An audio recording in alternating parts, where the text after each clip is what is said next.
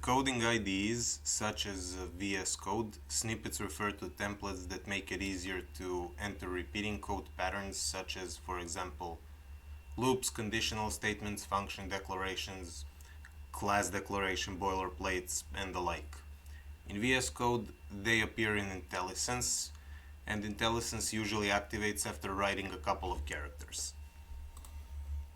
For example, as we mentioned, loops, if I write for, I will get like this little box which demonstrates that this is a snippet, the word for, and the description of for loop. If I click this, I get the entire template for the for loop, and I can basically just change the values here and it'll work fine. Oops, there's one thing I forgot to mention here. Let's just go back here. So when I actually execute the snippet, notice how the cursor is selecting just the index variable here, which and everywhere that is found. We can change that to a value we want, like immediately, like something else. And tabbing away from that, I mean by just pressing tab, we would move to the other variable, which is the array. Let's just put some new value. Oops. Okay. And the third one is the element. So by pressing tab, we can simply move from one value to the other here in the snippet, and if we tab again in the end, we simply get back down to the body. In order to get snippets, there are three different ways. The first one would be built-in snippets, and they exist for JavaScript, TypeScript, Markdown, and PHP. So for example, if I make a Python file here, main.py, and try a snippet here, like def, which would be a function declaration, and press Ctrl and space, I get no suggestions. So let's just do that. But if I write function here, I get the snippet immediately. So it's built in for JavaScript, but not Python in this case. The other one is, of course, to come here to the extensions marketplace and simply search for some snippets here. I'll do Python snippets.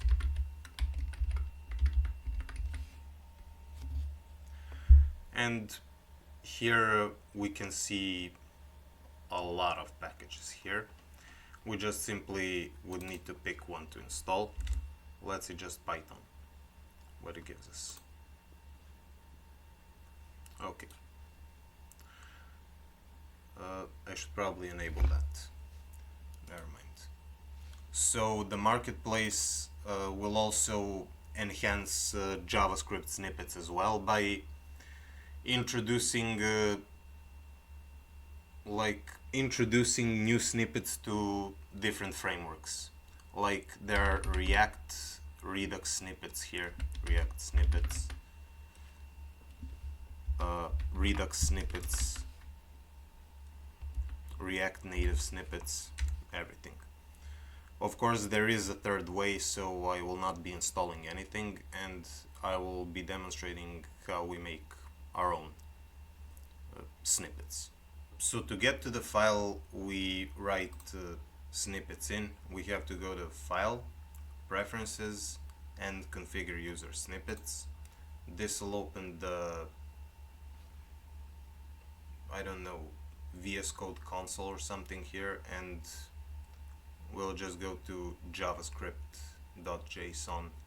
There's also a JavaScript React here for JSX, BAT for batch files, like CoffeeScript as well. A lot of languages here, like quite a bit. So we'll go to javascript.json, and as you can see, I already have quite a number of snippets here, and most of them are just boilerplate code, kind of like add event listener, asynchronous immediately invoked function, and just these two imports that I used to use with React. Actually, I still use them both, but especially the style components. So to demonstrate how a function, a snippet would be created, I'll create one for a regular immediately invoked function. So since this is a JSON file, we'll need a string on this side, and it'll be the description text. For example, when I enter this prefix, which is the code that should actually trigger the showing up on the IntelliSense, this asynchronous immediately invoked function is, well, the name here. This one would be called just immediately invoked function.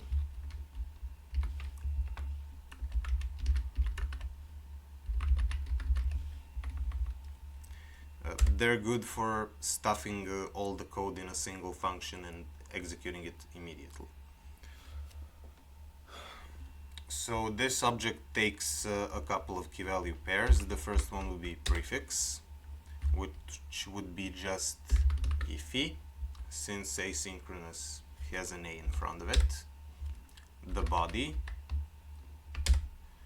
which is an array of single line strings. The first one would be this. So the $sign and the brackets mean that first of all, there's also a number in a colon here, and the number basically means it's used for tabbing. Number 1 basically means that the cursor is gonna start from this word here, selected, which can be changed immediately. By tabbing over, it'll come to the try block here, and by tabbing once again, it'll come to this line here, and if we tab for the 4th time, it'll take us to the end here. So I'll demonstrate this. First of all, we're here, so I can do anything. When I press tab, we get to the try block. I can still write something. Then we press tab again, we're in the catch block, and if I tab again, we're out of it. So I'll be doing roughly the same thing with this one. We'll just call it an iffy function, and we'll open this. Instead of a try catch block, since it's not an asynchronous function, there probably won't be an API call or anything that has to be attempted and caught. We can simply just create an empty line here and end it like this. Oops, I forgot this one, and then execute it. Number 2 would be here, and a colon for good measure here. And the last thing is the description.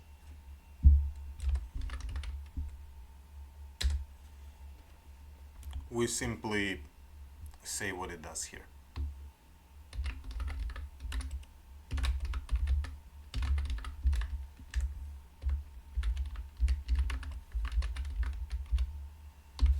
Okay, save this, and let's try to use it. As we can see, it works immediately, although yeah. Okay.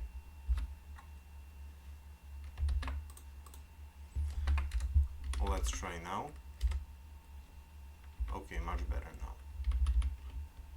Of course, I intentionally chose the immediately invoked function because since it's invoked immediately, it actually doesn't need a name.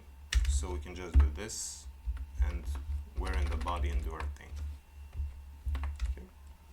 There are, of course, as well some variables concerning the snippets and how we customly make them. For example, getting currently selected text or an empty string, or getting the contents of the current line and stuff like that, getting the line index or number, file name. But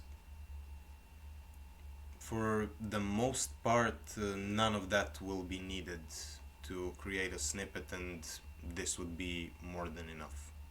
I'll still put a link to the docs in the description below. And thank you for watching.